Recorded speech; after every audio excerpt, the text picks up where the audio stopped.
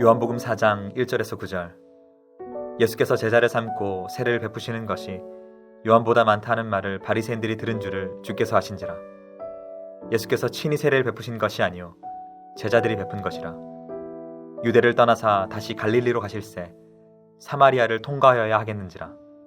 사마리아에 있는 수거라는 동네에 이르시니 야곱이 그 아들 요셉에게 준 땅이 가깝고 거기 또 야곱의 우물이 있더라. 예수께서 길 가시다가 피곤하여 우물 곁에 그대로 앉으시니 때가 6시쯤 되었더라. 사마리아 여자 한 사람이 물을 기르러 왔음에 예수께서 물을 좀 달라 하시니 이는 제자들이 먹을 것을 사러 그 동네에 들어갔음이로라. 사마리아 여자가 이르되 당신은 유대인으로서 어찌하여 사마리아 여자인 나에게 물을 달라 하나이까 하니 이는 유대인이 사마리아인과 상종하지 아니함이로라. 성도 여러분 반갑습니다. 안성의 소망교회를 섬기고 있는 박신훈 목사입니다. 지난주에 이어 계속 은혜를 나누게 되었습니다. 오늘은 이방인을 향한 주님의 마음이라는 제목으로 은혜를 나누려고 합니다. 때로 우리는 상황에 따라 우리의 계획을 변경해야 할 때가 있지요. 하나님이 상황을 몰아가신다 느껴질 때도 있습니다. 나는 분명히 이렇게 계획하고 나아가는 것이 맞는데 내가 원하는 대로 잘 되지 않고 엉뚱한 일이 벌어져 결국 계획이 틀어질 때도 있습니다. 이럴 때 어떻게 하세요? 힘들어하고 멈춰 있으세요? 아니면 다시 생각해보고 엎드리세요? 예수님 유대 광야 곁 요단강에서 세례를 베푸셨습니다. 그리고 하나님 나라를 전하셨죠. 열심히 사역하셨습니다. 그러면 잘 되면 좋겠는데 예수님이 제자 삼고 세례 베푸는 것이 세례 요한보다 많다는 소리가 들리자 소위 종교 지도자들이 바리새인들이 견제를 하기 시작합니다.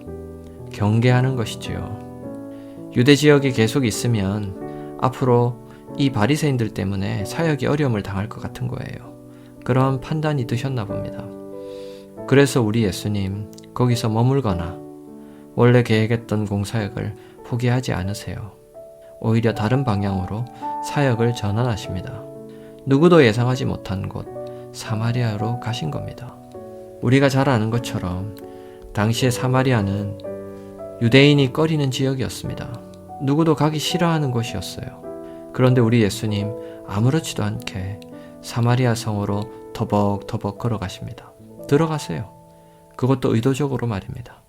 그리고는 수가라고 하는 성에서 한 여인을 만나 그녀와 대화를 시도하십니다. 유대 지역에서와 같이 다시 한 영혼을 붙들고 실험하시며 복음을 전해주셨던 겁니다. 여기서 우리가 주목해야 할 점은 그렇게 예수님이 복음을 전해주시며 하나님의 자녀로 부르신 대상이 누군가 하는 겁니다. 당시에는 누구도 거들떠보지 않는 사마리아인, 그 중에서도 가부장 문화가 가득 찬 그런 가운데서 무시당했던 여인이었습니다. 나중에 밝혀진 바에 의하면 이 여인은 그 마을에서도 부도덕한 여인으로 낙인 찍힌 사람이었습니다. 보세요. 유대인들이 무시하는 사마리아인입니다. 그 중에서도 당시 문화에서 무시당했던 여인이었고요. 그리고 그 동네에서도 손가락질 당하는 부도덕한 여인이었습니다. 만일 예수님 주변의 유대인 종교 지도자들이 봤으면 아마 심하게 나무랐을 겁니다. 아무리 자기 말을 믿는 사람이 없어도 그렇지 어떻게 저런 사람, 저런 여인을 상대로 복음을 전할 수 있어? 이 예수라는 사람 참 한심한 사람이군. 못난 사람이야. 이런 정도의 비난과 모진 말을 들었을 겁니다. 자신을 낮추셔서 여인을 사랑하신 그 사랑은 보지 못하고 예수님을 힐난하고 비난했을 겁니다. 그뿐 아닙니다. 이 여인도 그래요. 예수님이 어떤 마음으로 자신을 찾아왔는지 모르는 이 여인은 대놓고 예수님께 경계심을 보입니다. 그리고는 아주 까칠하게 따져 물어요. 자신을 향해 사랑으로 찾아온 예수님을 향해서 이렇게 말합니다. 당신은 유대인인데 어떻게 나에게 물을 달라 합니까? 우리 서로 말 섞고 할 그런 사이 아니잖아요. 완전히 철벽을 친 겁니다. 사실 이 정도 되면 보통은 내가 이렇게까지 낮춰 너에게 말을 걸어줬는데 그것도 모르고 어떻게 나에게 이렇게 까칠하게 돼? 철벽을 쳐. 은혜도 모르네? 이러면서 떠날지 몰라요. 그런데 우리 주님 어떻게 하세요? 오늘 성경에는 나오지 않지만 다음 구절부터 보면 계속해서 그녀를 향한 사랑과 관심을 놓지 않으세요. 오히려 더 적극적으로 다가가세요. 그리고 결국 그녀를 사랑으로 품으시고 하나님의 자녀로 받아주십니다. 왜요? 그녀를 향한 우리 주님의 관심과 사랑은 그런 한두 번의 까칠한 태도에 꺾일 정도가 아니었기 때문입니다. 훨씬 크고 훨씬 넓고 훨씬 위대했기 때문입니다.